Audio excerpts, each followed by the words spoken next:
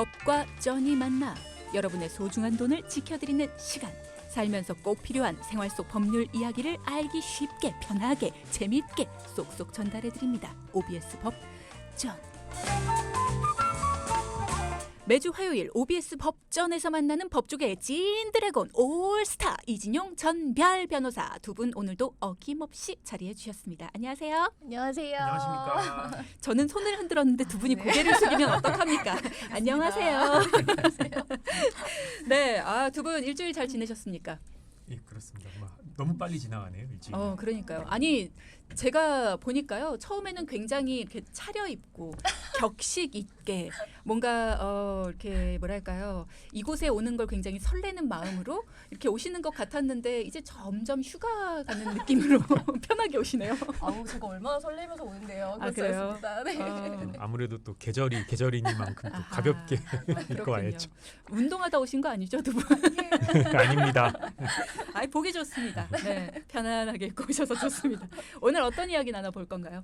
예, 오늘은 그 온라인 커뮤니티에서 주기적으로 화제가 되고 있는 퇴사 사이다입니다. 그러니까 퇴사를 처음 경험하는 사회 초년생들이 좀 이야기의 주인공인 경우가 많은데요. 네. 그러니까 문제는 그 사이다는커녕 형사 고소, 민사 소송을 당할 수도 있다는 문제가 있습니다.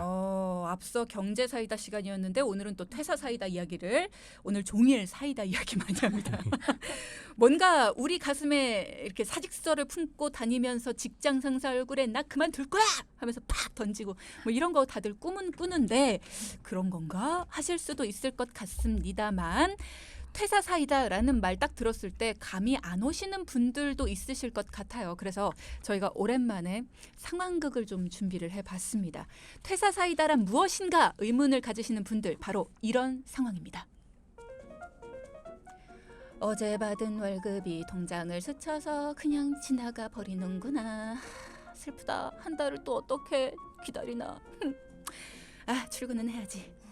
용 대표님, 별 과장님 좋은 아침입니다. 주대리 전혀 안 좋은 아침일세. 왜요? 용 대표님 책상에 좀 봐봐. 이 사직서 뭐예요? 그 어제까지 출근 잘하던 막내가 놓고 간 거네. 막내가요? 제가 전화해볼게요. 이미 해봤지. 안 받아. 참. 막내 요합 원룸 살잖아요. 거기 전화해보면 되죠. 아휴 그것도 이미 해봤지. 방 빼고 없대. 잠수 탄 거예요? 소름. 더 소름인 거 알려줄까? 아니 내가 아까 바닥에 뭐가 떨어져가지고 주우려고 고개를 숙였는데 네. 책상 밑에 뭐가 붙어있는 거야. 궁금해서 떼봤더니 테이프로 붙인 막내 사직서더라고. 그게 40번째 발견된 사직서라네. 이거 무슨 보물찾기도 아니고. 저 근데 오늘까지 막내한테 자료 받아야 될 거 있었는데 잠깐만요. 막내 컴퓨터 켜보니까 모든 파일에 암호가 걸려있어요. 소름. 소름. 자, 월급 받은 다음 날 사직서를 던진 채로 무단 퇴사를 한 막내가 회사 파일에 암호마저 걸어놓은 사례였습니다. 이런 걸 두고 퇴사 사이다라고 하는군요. 네, 회사에 복수하겠다라고 한 다음에 무단 퇴사한 후에 연락이 되지 않는다든지 작업한 파일을 지운다든지 암호화하는 유형이 가장 흔합니다. 회사가 뭘 얼마나 자기한테 잘못했다고 이렇게까지 한답니까? 그러게요. 아니 이유들이 있을 거 아니에요. 퇴사 사이다 한 방 먹였다 뭐 이러면서 자기들끼리 무용담도 이렇게 뭐 남기고 이런 것도 있다고 하던데 네. 어떤 이유로 이런답니까? 예를 들어서 이제 가장 흔한 거는요. 직장 상사에게 괴롭힘을 당했다고 생각하는 경우가 가장 흔하고요. 뭐 야근하기 싫었는데 야근을 시켰다든지 뭐 아니면 좀 부당한 짓을 했다. 이렇게 생각을 하고 회사에서 어떻게 하고 싶은 말만 해. 어느 누가 회사의 애정을 100%다 갖고 다니니까 물론 저는 그렇습니다. 네. 가끔은 직장 상사가 밉기도 하고 꼴 보기 싫 물론 저는 아닙니다. 아니 일하기 싫을 때도 있고 뭐 가능하면 한 달씩 휴가도 뭐 가고 싶고 뭐 이럴 수도 있는 거죠. 그러니까 상상만 하는데 네. 그거를 현실화하지는 않잖아요 우리가. 그렇죠. 네. 네. 그런데 이렇게 뭐 많은 사례들이 있다고 하니까 네. 오늘 일단은 이 얘기를 좀 집중적으로 해보도록 하겠습니다. 자, 일단 퇴사 사이다라는 행위들을 보니까 무단 퇴사가 이루어지고 나서 인수인계가 제대로 이루어지지 않는 과정에서 일어나는 것 같아요. 네. 무단 퇴사가 이루어지는 것부터 얘기를 해보죠. 정확히 어떤 걸 무단 퇴사라고 볼 수 있습니까? 일단 그 노동관계 종료 사유인 그 사직 합의 예제에 관해서 그 근로기준법에 규정이 없어요. 그래서 이제 민법이 적용이 되고요. 민법 그 660조에 따르면 고용기간에 약정이 없는 때는 당사자가 언제든지 계약 해지 통고를 할 수 있지만 네. 상대방이 해지 통고를 받은 날로부터 한 달이 경과해야 그 해지 효력이 발생하게 됩니다. 그러니까 사용자가 해지 통고를 받은 날부터 1개월 지나야 노동 관계가 종료가 되고요. 해지 통고를 한 날로부터 30일이 경과하지 않으면 그 전에는 고용계약이 합법적으로 해지된 것이라고 볼 수 없어서 좀 무단퇴사로 간주될 수가 있습니다.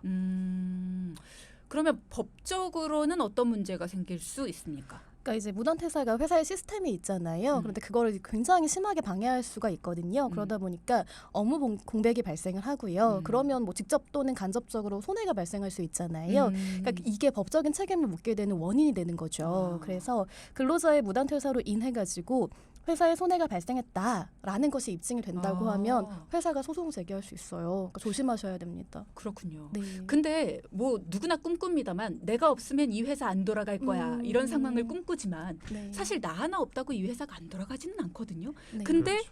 실제로 손해배상 의무가 발생을 할까라는 생각이 들어요. 그런 사례가 있습니까? 예, 좀 판례를 찾아봤습니다. 그러니까 하나 소개해드리면 그 근로계약서에 최소한 30일 전에 퇴사를 사전 통보하고 후임 근로자의 선정, 2주 이상의 인수인계 과정을 거치도록 정하고 있었습니다. 네. 근데 이제 해당 근로자가 사직서를 제출한 후에 7일 만에 인수인계를 거치지도 않고 이제 퇴사를 한 거죠. 그래서 회사가 이제 퇴직 직원을 상대로 손해배상 청구 소송을 제기를 했고요. 그 사건에서 이제 법원이 근로계약서에서 이제 그처럼 규정을 하고 있었음에도 사직서 제출 후에 7일 만에 출근하지 않은 이상 근로계약상 그 근로제공 의무를 위반했다라고 판단이 되므로 해당 직원은 채무 불이행으로 인해 회사에 발생한 손해를 배상할 책임이 있다라고 이제 판결을 했어요. 이제 그러면서 회사가 다시 구인 광고를 하는데 들어가는 비용 등 여러 가지를 고려를 해서 500만 원을 손해배상으로 지급한 거를 이제 명한 이제 그런 사례가 있습니다. 근데 구인 광고는 어차피 직원이 나가면 해야 되는 거 아닙니까? 근데 그거를 하는 데 있어서 손해배상 청구를 했는데 그게 또 됐다라는 거는 조금 이해가 안 되는데. 이제 뭐 꼭 구인 광고라기보다요. 그러니까 구인 광고 하는데도 비용이 들어가고 또 어쨌거나 새로 이제 직원을 채용하고 이제 뭐 이제 일을 시키고 하는 과정에서 시간이랑 비용이 들어가기 때문에 이제 그런 걸 고려해서 한 500만 원 정도는 배상해라라고 판결한 것 같습니다. 그렇군요. 사직서 제출 후에 7일 만에 출근을 하지 않았다. 그래서 손해배상으로 지급을 해야 된다라고 판결이 됐다. 그럼 반대의 결과가 나온 사건도 있습니까? 네, 이제 직원이 문자 메시지로 퇴사를 통보하고요. 다음 날부터 출근하지 않았는데 이건 더 심한 경우네요. 그렇죠. 사실은 그렇잖아요. 그런데 이렇게 죄송합니다. 법원이 이제 그 책임이 없다라고 판단한 사례가 하나 있었는데 그게 왜 그랬냐면 네. 회사가 너무 잘못한 케이스였어요. 그러니까 우리가 최저임금법을 위반하면 이제 문제의 소지가 있다는 거 다 알고 있잖아요. 근데 이 회사가 그 근로자에게 최저 시급에 미치지 못하는 임금을 준 거예요. 네, 그러니까 고용계약의 존속을 기대할 수 없을 정도로 매우 중대한 위법 행위다라고 해서 고용기간의 정함이 있는지 여부를 불문하고 즉시 고용계약을 해지할 수 있다라고 본 거예요. 그래서 최저 시급에 미치지 못하는 임금을 지급받은 근로자가 뭐 문자든 뭐든 어쨌든 퇴사를 통보했다라고 하면 고용계약은 즉시 해지되었고 손해배상 책임은 없다라고 판단한 사례입니다. 그러니까 뭐 마찬가지의 경우이지만 그러니까 30일이라는 기간을 지키지 않았으니까 근데 최저시급에 미치지 못하는 임금을 받았기 때문에 고용 계약에서부터 문제가 있다라고 판단을 한 거네요. 요즘은 인턴이나 아르바이트의 경우에도 퇴사 통보 후에 바로 나오지 않는 경우도 많다고 들었습니다. 여러분은 그런 경우를 많이 보셨습니까? 또 그런 경우를 경험하신 경우도 있으신지 궁금하네요. 퇴사 사이다. 말로는 많이 들었는데 나도 상상은 많이 했는데 현실로 경험을 해본 적은 없다 하시는 분들은 많으실 텐데 요즘에 온라인 커뮤니티를 통해서 그 경험을 공유하는 분들이 많다고 해요. 오늘 이 얘기 해볼 거고요. 이런 게 법적으로 어떤 문제가 되는지도 함께 이야기 나눠볼 겁니다. 자, 퇴사 사이다에 대해서 이야기를 나눠보고 있고요. 무단 퇴사에 대해 이야기 나누고 있습니다. 저는 이런 질문 드리고 싶어요. 간혹 가다가 업무상 2주 정도는 교육이 좀 필요한 경우가 있어요. 그러면 2주 정도만 출근을 해서 교육을 받은 상태고 정작 회사의 일에는 투입을 못했어요. 그런 경우에도 급여를 지급을 해야 되는 건지. 사실 회사 입장에서는 한 달을 채우지도 못했죠. 거기다가 교육에 필요한 인력만 제공을 한 경우고 오히려 손해가 아닐까라는 생각도 들거든요. 일단 사업주 입장에서는 또 이제 그렇게 생각하실 수 있거든요. 음. 근데 이제 교육이라 할지라도 그 사용자의 필요에 따른 교육이기 때문에요. 급여 자체는 반드시 지급을 해야 됩니다. 그러니까 지급하지 않는 경우에는 임금 체불이 돼서 역시 또 처벌의 대상이 될 수 있고요. 그렇군요. 다만 인턴이나 뭐 아르바이트의 경우라고 하더라도 그 원칙적으로 사업주가 퇴사에 동의하지 않으면 30일 이후 퇴사를 하시는 게 맞고요. 그럼에도 불구하고 만약에 뭐 퇴사 통보 후에 곧바로 나오지 않는다거나 네. 결근을 하게 되면 음. 그럼 이제 무단결근으로 보아서 이제 징계가 될 수 있고 또 해당 부분은 임금 지급 의무가 또 없을 수가 있습니다. 예. 그러면 징계 사유로 삼게 된다. 나중에 불이익을 받게 됩니까? 네, 이제 해당 근로자가 이직할 때 문제가 될 수 있거든요. 아, 다른 회사로 갈 때. 예, 그렇죠. 그러니까 계약 기간까지 일을 하지 않았으니까 뭐 너한테 한 달치 급여 안 줄 거야. 요건 안 돼요. 우리 예전에 봤던 것 중에 위양 예정 금지라고 해가지고 뭐 예를 들어 뭐 11월까지 근무하기로 했는데 한 달이라도 안 하면 한 달치 급여 안 줄 거야. 요건 안 된다고 했잖아요. 그렇지만 무단결근으로 처리해가지고 징계 해고하는 방법으로 사용자가 근로자의 행위에 제재를 가하는 것은 가능합니다.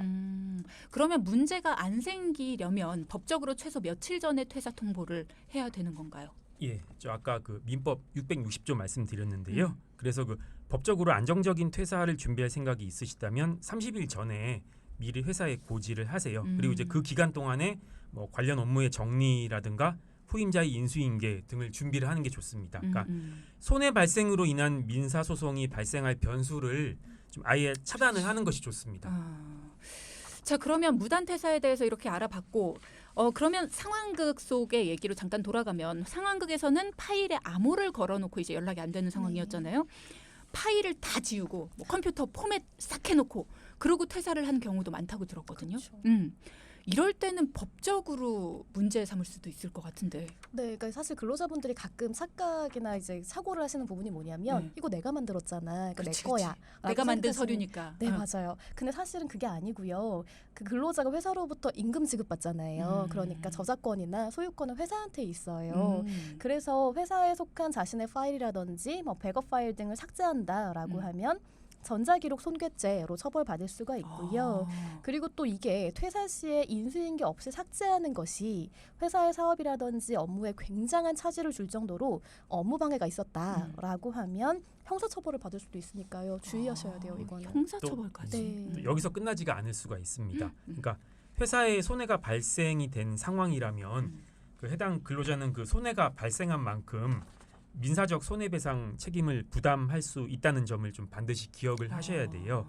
그리고 또 이제 아까 파일 암호 얘기가 나왔으니까 그 파일 암호 관련해서는 케이스마다 좀 다르긴 한데요. 네. 고의로 아이디하고 비밀번호를 변경을 해서 후임자한테 알려주지 않고 퇴사를 했다.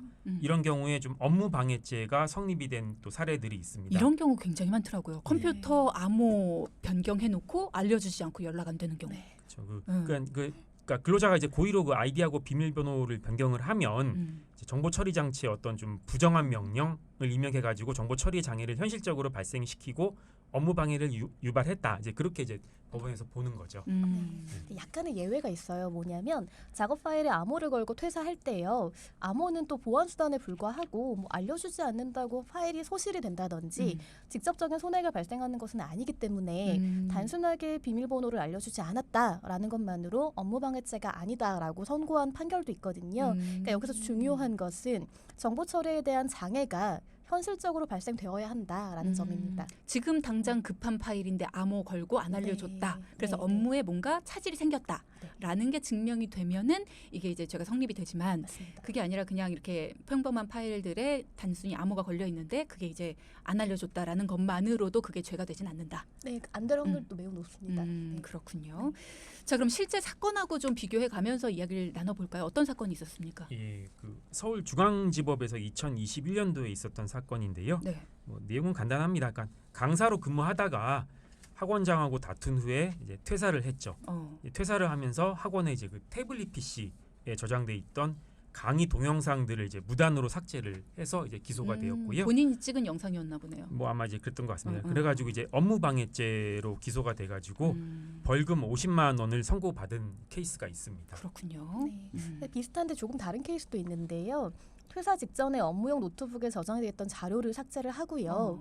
노트북을 포맷한 후에 이분이 인수인계도 없이 퇴사했어요. 그런데 퇴사 직전에 회사의 공용 폴더에 백업하지 않은 자료를 인수인계 없이 삭제했다라고 하면 업무방해죄가 성립한다라고 해서 징역형의 집행유예형을 선고받은 케이스도 있습니다. 와, 집행유예가 되긴 했지만 징역형이면 그렇죠. 크네요. 네. 또 학원 케이스 하나 더 말씀을 드릴게요. 네. 그러니까 1년간 학원에서 이제 블로그 관련한 아르바이트를 이제 했던 직원이 이제 퇴사를 했습니다. 근데 이제 그 나중에 비슷한 학원을 운영할 목적을 가지고 있던 해당 학원 부원장의 지시를 받고 그 이제 그 아르바이트했던 직원이 자기가 알고 있던 아이디하고 비밀번호를 이용해서 학원의 그 영업용 블로그를 모두 이제 삭제를 했던 사건이 있었어요. 야, 이거는 예. 진짜 악의적이다. 네. 조금 뭐 이제 몇 년 전에 있었던 사건인데요. 이제 형사적으로는 이제 업무방해죄로 기소가 돼서 이제 1심에서 벌금 150만 원을 선고를 받았다고 하고요. 너무 적어요. 예, 형사는 그런데 네. 이제 민사로는 그 해당 학원의 영업상 손실이 발생한 것이 인정이 됐습니다. 그래서 이제 법원이 그 이제 해당 아르바이트 직원으로 하여금 1억 3,700만 원을 배상하라는 판결을 선고를 했었죠. 적다 그랬더니 꽤 많은 그렇죠. 비용을. 맞아. 영업상 손실에 대한 민사 소송이 굉장히 크네요. 맞습니다. 벌금이. 예. 자, 정리를 하자면 자신의 작업물을 삭제 후에 퇴사를 하면 처벌받을 수 있고 회사 백업 파일을 삭제한 후에 퇴사를 해도 처벌받을 수 있다. 하지만 작업 파일에 암호를 건 후에 퇴사하는 경우에는 구체적인 행위마다 달라지기 때문에 상황 체크가 필요하다. 어쨌든 이게 악의적인 마음으로 하는 행위이기 때문에 뭐 옳다고 볼 수는 없는 것 같아요. 네. 예. 자, 퇴사 사이다의 또 다른 유형으로는 뭐가 있습니까? 사실 어떻게 보면 가장 심각하다라고 볼 수 있는 것인데요. 네. 영업 비밀을 누설하는 유형이 있습니다. 영업 비밀을 누설한다. 예, 그래서 실제로 한 전자회사 직원들이 퇴사한 이후에 경쟁회사로 이직을 하는데요. 그 과정에서 설계도면 등을 외장하드에 담아가지고 유출하는 사건이 있었어요. 이게 영업비밀 침해 금지 등 청구 소송이 제기된 사건이 하나 있었습니다. 이게 진짜 딱 봐도 심각한 문제 같은데 결과가 어떻게 나왔습니까? 예, 방금 별 변호사님 해주신 사건에 있어서 네. 일단 법원은 영업상 이익 침해를 인정을 했고요. 음. 그래서 이제 해당 정보가 수록된 저장 매체하고 출력물을 삭제 파기할 것을 선고를 그건 하면서 당연하죠. 예, 그 퇴사 직원하고 그다음 이제 새로 이직한 회사한테 공동으로 3억 원 직원 A에 대해서는 그다음 이제 직원 B에 대해서는 3천만 원을 배상을 할 것을 이제 판결을 했습니다. A는 누구고 B는 누구예요? 뭐 이제 그거는 가명입니다. A는 조금 더 이제 범죄가 좀 이제 심한 사람이고요. 예. 그래서 이제 민사는 그렇고 형사적으로는 이제 영업 비밀을 누설해서 부정경쟁방지법을 위반했다는 이제 죄명으로 기소가 돼서요. 이제 직원 A는 실제 징역형을 받았고요. 직원 B는 이제 징역형의 집행유예 판결을 받았습니다. 그러니까 이게 어떻게 보면 사실 이렇게까지 기술하고 자료를 유출하는 거는 단순히 이제 퇴사 사이다 정도의 문제가 아닌 것 같고 처음부터 이제 영업 비밀을 유출할 목적으로 이제 하는 거는 되게 심각한 범죄에 이제 해당해서 크게 처벌을 받을 수 있거든요. 그렇죠. 그러니까 부정경쟁방지법이라고 아까 말씀을 드렸는데 이제 뭐 회사의 어떤 영업 비밀을 누설하거나 유출하거나 이런 행위에 대해서는 10년 이하의 징역 또는 이제 5억 원 이하의 벌금에 처할 수 있도록 하고요. 그게 만약에 영업 비밀을 외국에서 사용하거나 외국에서 사용할 것을 알면서도 누설하거나 유출하게 되면 그 경우에는 더 높아져 가지고 15년 이하의 징역 또는 15억 원 이하의 벌금에 처할 수도 있습니다. 그런 경우도 있을 것 같아요. 진짜 동네에서 유명한 칼국수 집이었어요. 거기 주방장이 그 집의 비법장을 만드는 레시피를 이웃 동네에 있는 경쟁 업체로 가서 스카웃이 돼서 거기에서 그 장을 만들면서 또 대박을 시키는 거죠. 뭐 그런 식으로 됐을 때 이게 과연 영업 비밀로 가능할까요? 이런 경우도? 실제로 비슷한 케이스들이 있어요. 그래서 이제 영업 비밀로 되는 경우라기보다는 사실은 이제 업무상 손해를 입혔다라는 취지로 사실은 손해배상 청구를 굉장히 많이 당한 케이스들이 있습니다. 그렇군요. 네. 참 이런 문제들이 굉장히 심각한 것 같습니다. 또 비슷한 경우 있습니까? 예. 비슷한 경우로 회사 대표하고 갈등이 있어가지고요. 네. 퇴사하면서 부품 도면 등 파일 92개를 무단 반출해가지고 보관하고 있다가 그러니까 이분이 다른 회사에 입사한 후 이걸 전달을 했어요. 그러니까 이게 형사적으로는요 업무상 배임 및 부정경쟁방지법 위반으로 기소가 되었고요. 법원에서 봤더니 이게 영업비밀 조금 엄격하게 보거든요. 그래서 이게 영업비밀까지는 아닌 것 같아라고 봤지만 회사 자료는 영업상 주요한 자산에 해당하기 때문에 자료를 무단 반출한 것은 업무상 배임이다라고 해서 징역 1년 6월에 실형을 선고받았고요. 그리고 이게 형사로 끝나는 게 아니라 민사로 가잖아요. 그렇죠. 그러니까 민사상 불법행위 책임이 인정되기 때문에 해당 직원하고 다른 회사, 즉 자료를 전달받은 회사는요. 이분이 예전에 근무했던 회사에다가 손해를 배상해야 한다라는 판결을 받았습니다. 일단은 뭐 꼼꼼하게 따져보네요. 네. 꼼꼼하게 따져봐서 손해를 끼쳤다라고 한다면 손해배상을 청구할 수 있도록 예. 도움을 주고 있는데 앞서 용 변호사께서 영업상 이익 침해를 인정하고 저장 매체 출력물을 파기하고 그 직원 A와 직원 B에게 배상 판결을 하도록 했던 그 판결에 대해서 질문을 주신 분이 있으신데 벌금 3억 원에 대한 변상 능력이 안 된다면 어떻게 됩니까? 라고 7506님이 물어보셨거든요. 진짜 이렇게 벌금을 내십시오. 배상하십시오. 손해배상을 하십시오라고 했는데 그만큼의 능력이 안 돼요. 지금 내가 재정적으로. 그럴 경우에 어떻게 돼요? 그 이제 저런 거 이제 판결에 이제 그 이제 벌금 이제 만약에 납입을 하지 않으면 뭐 얼마당 이제 1일씩 노역 이제 이런 식으로 이제 대체가 되겠죠. 그러면 피해자는 그만큼의 손해를 입어서 그만큼의 배상을 이제 받아야 되는 건데 그 사람이 노역을 하는 게 나한테 무슨 이득이 되죠? 그러니까 지금 말씀하신 건 형사적인 부분이고요. 손해배상은 민사 청구를 다시 하셔야 되는 부분이거든요. 네. 그래서 예를 들어 민사 청구를 했는데 못 받았다라고 하면 압류를 해보시고 안 되면 6개월이 지나면 채무 불이행자 등재 명령 신청이라는 게 있어요. 그걸 신청을 해두면 이분을 신용불량자와 유사하게 이제 만들 수가 있거든요. 그래서 내 돈을 갚지 않으면 이걸 풀어줄 수 없는 거죠. 그러니까 이제 입장에서 물어보는 거야. 청취자는. 그러니까 그 손해배상 입장, 손해배상 물어보시는 게 아니에요. 그렇죠. 네. 네. 여건이 안 되는. 여건이 안 될 마이크 때. 뒤로 하세요. 네. 여건이 안 될 때 사실은 현실적으로 조금 불가능한 부분은 있고요. 이제 우리가 나중에 너무 피해가 심각하다라고 하면 이제 범죄 피해자 지원 센터라는 곳이 있어요. 거기서 이제 추가로 뭔가 조력을 받을 수도 있거든요. 그러니까 그런 걸 한번 선택해 보실 수는 있습니다. 그렇군요. 자, 회사 자료를 무단 반출하거나 삭제, 또 고의적인 암호 변경 행위 등등 형사적이거나 민사적인 책임들이 전부 포함되는 행위, 큰 범죄가 될 수도 있다는 거 여러분도 꼭 기억을 해 두셔야겠습니다. 조금 가벼운 얘기로 넘어갈 텐데요. 왜 지금 태웅님도 이런 말씀하세요. 매일매일 퇴사를 꿈꾸지만 현실은 출근 시간에 맞춰져 있는 알람. 오늘도 보고서 써야 되는데 하시는 말씀. 우린 매번 그렇습니다. 퇴사를 꿈꾼다고 하긴 좀 그렇지만 퇴사를 생각하는 순간순간들이 있죠. 진짜 그만둬버려? 하는 생각을 저는 안 합니다. 하지만 하는 순간순간들이 있어요. 그럴 때면 많이들 사용한다는 짤이 있습니다. 네, 짤이라고 하면 동영상, 짧은 동영상이나 아니면은 사진인데요. 그 짧은 동영상을 한 컷 여러분한테 들려드릴게요. 굉장히 유명한 동영상 짤이어서요. 아마 들으면 아실 겁니다. 안녕히 계세요, 여러분. 전 이 세상의 모든 굴레와 속박을 벗어던지고 제 행복을 찾아 떠납니다. 여러분도 행복하세요. 일명 가영이 짤이라고 불리는 건데 여러분도 행복하세요. 속박과 굴레를 벗어나서 제 행복을 찾아 떠납니다. 뭐 하면서 이거를 이제 바탕 화면에 컴퓨터 배경 화면에 이걸 두고 퇴사를 한 분이 있는데 퇴사한 회사의 계열사 면접 때 평판에 영향을 받아서 불합격을 했다라는 이야기가 SNS의 유명 일화로 꼽히고 있어요. 근데 이게 너무하지 않나라는 생각이 들거든요. 아니 내가 이 회사에 대해 악담을 한 것도 아니고 뭐 예를 들어 여기서 무슨 판매를 하는 물품에 대해서 안 좋은 소문을 낸 것도 아니고 그냥 컴퓨터 배경 화면에 안녕히 계세요 이거를 깔아놓고 난 퇴사를 했어요.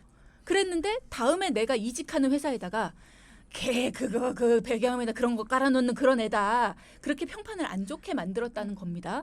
이거 너무 과한 처사 아닙니까? 그렇죠. 그 말씀하신 정도면 과합니다. 과하고요. 그러니까 참고가 필요할 만한 규정이 하나 있는데요. 근로기준법 40조에서 그 취업 방해 행위 금지에 대해서 명시적으로 규율을 하고 있습니다. 그러니까 누구든지 근로자의 취업을 방해할 목적으로 비밀 기호 또는 명부를 작성, 사용하거나 통신을 해서는 안 된다라고 명시를 하고 있어서요. 네. 만약에 이 규정을 어기면 뭐 최대 5년 이하의 징역 또는 5천만 원 이하의 벌금에 처해질 수도 있습니다. 근데 그런 짤 놓고 퇴사를 할 정도면 뭐 코인 대박 정도 나야 다른 회사 이직할 일이 없을 것 같은데. 그거 말고 또 하나 있잖아요. 도비 is free 이러면서 도비 그 나오는 거. 그러면 퇴사자가 이전 직장에게 불이익에 대한 그 법적 조치를 취할 수 있습니까? 만약 이런 경우라면?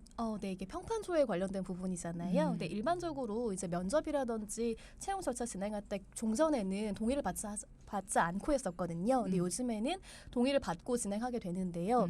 만약에 회사가 동의하지 않았다라고 하면 손해배상 청구도 할 수 있습니다. 그러면 만약에 동의를 구해요. 네. 근데 내가 이전 직장에서 예를 들어 제가 다른 라디오로 가요. 그럴 일 없습니다. 나 왜 계속 얘기하면서 이렇게 왜 그러세요? 웅크려야 돼? 이제 예를 들어 그렇습니다. 근데 제가 만약에 김연아 PD와 사이가 안 좋았어요. 그러면 여기다 전화를 해서 김연아 PD한테 걔 어땠어? 라고 했을 때 좋은 얘기를 해줄 리가 없잖아요. 그런 걸 아니까 그러면 평판 조회에 대한 동의를 안 하고 싶어요. 네. 그럴 수도 있어요.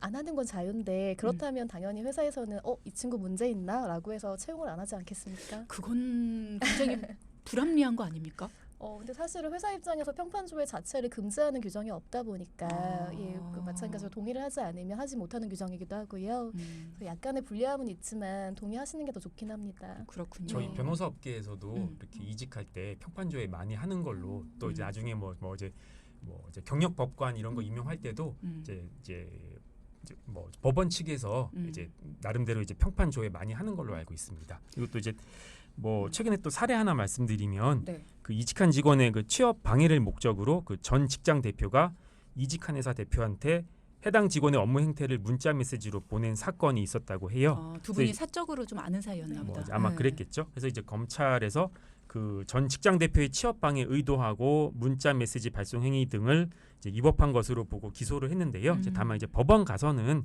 그게 이제 입사 후에 문자 메시지를 보낸 것이다라고 하면서 이제 원론적으로 기각 판단을 내린 바는 있습니다. 이건 뭐 대표들끼리 뒷이야기한 거잖아요. 거의 입사한 그렇죠. 직원들 그렇죠. 치고 너무한다. 네, 이 사례에서 알 수 있듯이요. 평판조회가 취업 방해 목적으로만 진행된 행위로 해석이 된다라고 하면은 단순하게 뭐 비밀 기호, 암호 혹은 명부 형태가 아니라고 하더라도 포괄적으로 문제가 될 수 있어요. 그러니까 주의가 좀 필요합니다. 네.